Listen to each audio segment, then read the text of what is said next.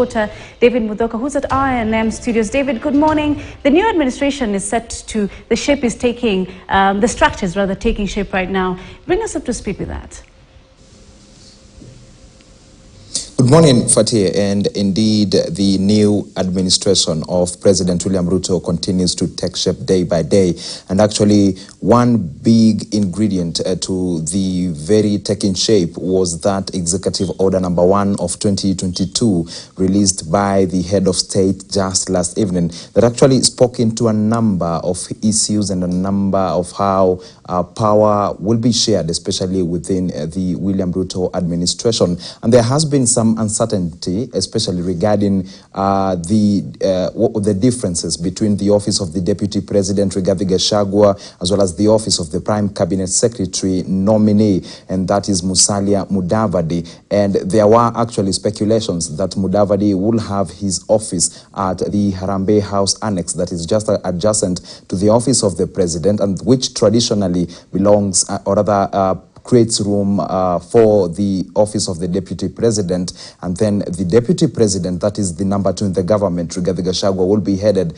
to the office of the President, and that is at the Harambee House. But that very order now cleared the air and cleared any suspicions as to what will be happening, especially with where the two will be taking the operations, or where the base of operations for the two will be. And now with that order, now we've seen the very office of the Prime Cabinet Secretary now moved to the Kenya Railways headquarters, and which are actually at the Haile Selassie Avenue. That is just a few meters from the very Harambee Avenue, which actually is the avenue where the two offices, that is the office of the Deputy President and the office of the President, are located. And so there are a number of issues as well that were addressed in that Executive Order number 1 of 2022, especially as to the functions of the various ministries as well as other state departments. And so definitely we have our eyes trained on how that very Executive Order impacts on the hierarchy of power within the William Ruto administration. Just quickly, today there is another major happening taking place, and that is the interviews for the principal secretary position, which enter their third day, actually taking place at the Public Service Commission headquarters. And as at yesterday, we had seen over 120 candidates interviewed, among them former nominated MP David Sankok, as well as the wife to the IEBC chairman Wafula Chebukati.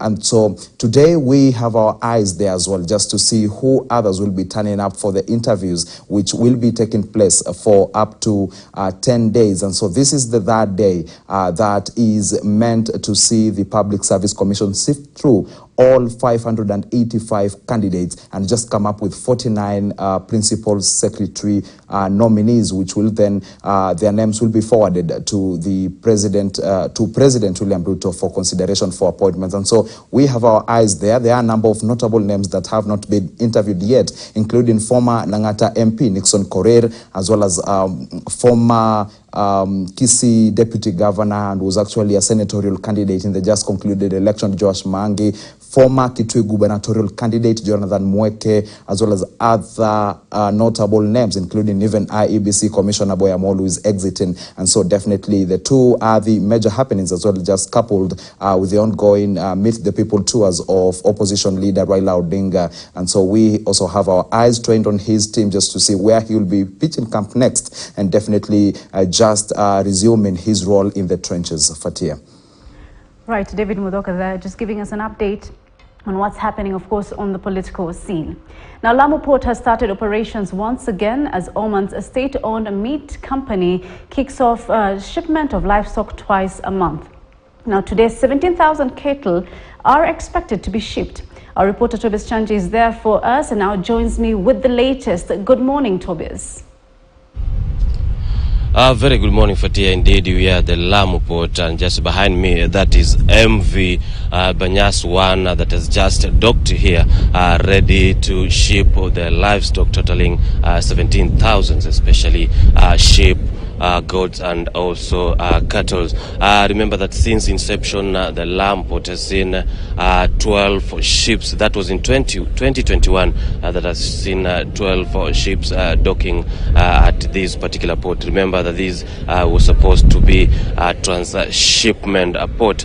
Now this shipment will be done every twice a month by Bashayer, a meat company that is based in Oman, and already they've also acquired some 100 acres of land at Mokowe, where the ship will be stored there before they are being transferred, or rather exported to Oman. And remember, this is also timely as currently the country is witnessing drought, and we've seen that most of the cattle have been dying, and therefore such a deal or such an export will also be good news, especially to farmers and the farmers of livestock. So remember that since the construction of the Lamu Port, it was supposed to have 27 berths, but 3 berths are already complete, and these are exclusively for the government, but on the other berths that are remaining, they were supposed to have a partnership between the government and private sector. So we are told that from here we are heading where the livestock is for clearance by the KRA before they are shipped to Oman. Fatia. Right, Tobias, thank you so much for that.